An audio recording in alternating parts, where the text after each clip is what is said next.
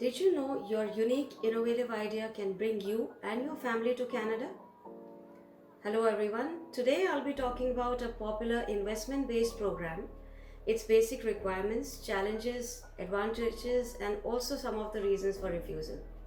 Watch today's video to know more about the program.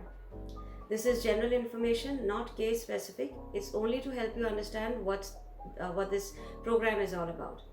It offers permanent residence to foreign entrepreneurs who want to launch their business idea or company in Canada if it has a high growth potential and they want to grow it globally. If this applies to you, then you're a good candidate for this program. Canadian government has made this program permanent and it directly leads to permanent residence. Up to 5 people can apply together. Even though this program doesn't have minimal investment, but investors normally prefer to deal with equal venture partners who can participate in sharing the business expenses or the cost of operating a qualified active business such as lease, marketing, wages, utility, etc. Team members don't need to be from the same country, same company, family, or industry, but they need to have that logical connection and explanation as to why they want to work together in that project.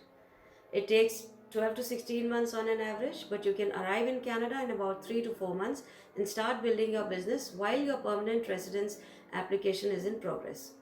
So, if you have the skills and potential to build a business in Canada, if you can create jobs for Canadians, this program is for you. Now, let's see how you can start working in this. To begin with, the first and most important requirement is that you'll have to get support for your idea from one of the designated organizations. You need to convince the organization that you have a business idea that is worth supporting. You must demonstrate your project, communicate your idea clearly, and have a compelling pitch deck or presentation of your business plan. Each organization has its own requirements and criteria to assess the applicants, and they conduct their due diligence for the business idea. If you are thinking about how to contact a designated organization, you have to check the list of these organizations on the government website IRCC. Contact them and convince them about your business idea, your plan, and find out how you can get support from them. There's no application form to get a letter of support from this designated organization. You have to present your idea to get support from them. It's usually like any investor you'll approach for your project. The investor will assess your business idea and the potential for success of your project or your business proposal. You have to present your project, show how many jobs you'll create, how your business will benefit the economy. If you already have the market, you're generating high revenue for your product or your services, or you have customers for your business, paying customers, and a good financial planning, it's easier to get support. These designated entities may be angel investor groups, venture capital funds, or business incubators, and they are approved to support and invest in startup visa program. If the investment comes from a designated Canadian venture capital fund, you must secure a minimum investment of $200,000. If the investment comes from a designated Canadian angel investor group, they must confirm a minimum investment of $75,000, and you don't need to secure a financial investment from a business incubator, but you must be accepted into a Canadian business incubator program. If you reach an agreement with a designated organization, it will give you a letter of support. You need to include this letter when you submit your application for permanent residence to IRCC. This is the proof you need to show that the designated organization is supporting you for your business idea. This organization will also send a commitment certificate directly to IRCC. The letter of support and the organization's commitment certificate both will be used to assess your application. Letter of support has the specific information about the applicant, biodata of all persons in the business agreement, and the commitment certificate has the business information and the business structure information about any person who holds an interest in the business. You should know that this supporting package has only 6 months validity from the day it is issued. This package goes to IRCC, and once you have the letter of support in hand, you can apply for PR. You must submit your application for permanent residence before it expires, whether you apply for a work permit or not. So in this program, you have to create a company in Canada and get support from one of the designated organizations for the starter program. It allows you to get a work permit before getting permanent residence. To be eligible for a work permit in this program, You should have received the commitment certificate, letter of support from a designated entity indicating that you are essential and there are urgent business reasons for your early entry to Canada. And of course, you should have sufficient funds. Startup visa average processing time is 12 to 16 months, but you're already in Canada on a work permit while your permanent residence application is in process.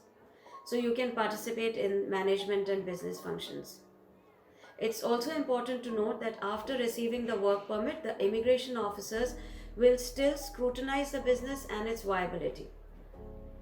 To summarize it for you, to be eligible for the startup visa program, you should have a qualifying business, letter of support from the designated organization, meet intermediate language requirements in the English or French language or both languages, and have enough money to settle in Canada before you start generating money from your own business in Canada.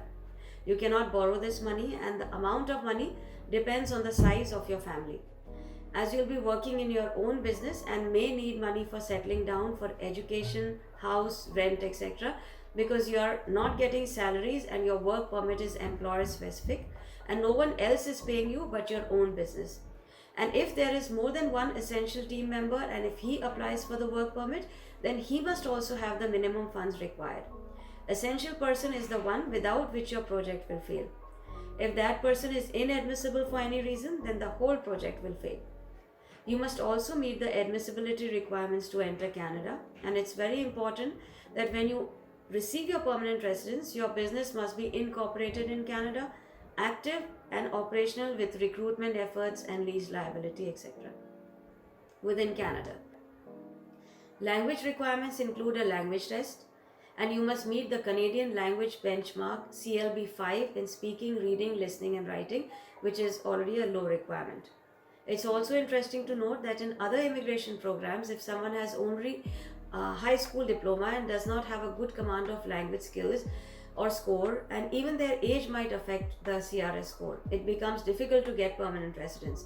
But for startup visa, you need only a minimum of CLB 5, don't need necessarily bachelor's or master's, only high school education is also okay. It can get you enough points for express entry. And if your business fails, it does not affect your permanent residence status. Let's look at some of the reasons for rejection, which may include the financial requirement for settlement funds in the first 6 months. If you apply for work permit but don't have enough funds, or maybe not a good IELTS score, when the certificate of support comes in, you don't have the CLB 5, which is already a low requirement, then your application may be rejected. Or maybe for medical inadmissibility or criminality. If any family member fails on medical or criminality grounds, then you are also not eligible. If the essential member fails from your team, the whole team fails. The whole team has to be assessed on background and medical issues. The team must be aware of their roles clearly. You could be related, but the roles of each team member have to be clear. Roles and participation of essential team members must also be clear. Your application can be refused if you are not prepared and there's lack of understanding about the whole process. There is no clarity about essential and non-essential members of the team. There is lack of coordination between applicants and the investor. And if you fail the peer review checklist and inspection. If the financial projections are inconsistent, unrealistic, and there is lack of understanding about the procedures, poorly presented business plans, poor composition of teams, lack of personal commitment, then your SUV application might fail. This is basically how the program works, and I hope you got an idea about this startup visa program. So that's all for today. Hope you like the information I shared with you all, and if you are interested in this program, have questions or concerns, please contact royalvistaimmigration.com, call or send an email to schedule a consultation. Stay safe, stay positive, stay tuned for more helpful videos about Canadian immigration. Thank you.